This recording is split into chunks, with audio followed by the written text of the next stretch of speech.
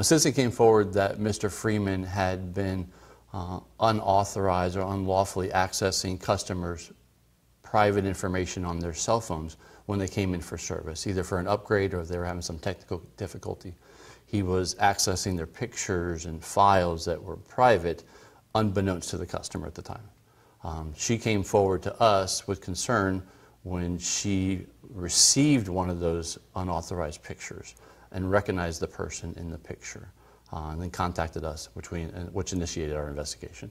Now, I know you had the arrest in reference to this one particular victim. Is there any reason to believe that there are other potential victims out there? We have identified other victims that will require some further investigation because of the nature of the files and the images.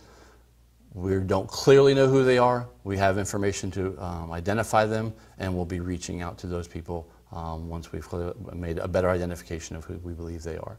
So what's the status of this then? This is not a closed case. No, it's still an active and open investigation, and there's going to be some collateral investigations that kind of spin off of this because of the nature of it.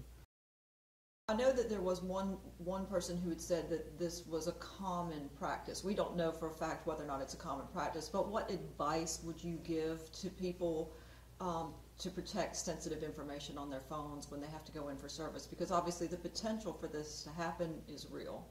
I think people go into a business and request assistance or service on their cell phone, and they unlock it expecting only the service they're requesting to be performed. I think people should guard that information. And if you have private information or sensitive information that you wouldn't want out, take the steps to lock it, put it in maybe a separate app or something like that so that you can get the service you requested, but you're not compromising the integrity of private and sensitive information that you do not want out there. And the potential of someone taking that information without your knowledge could be disseminated outside the scope of their own realm. So that's the cautionary statement for that. Someone may copy it and just keep it for their own private use, but they could have more sinister intent than that, where you can go all the way up to people being blackmailed and extortion, exploitation.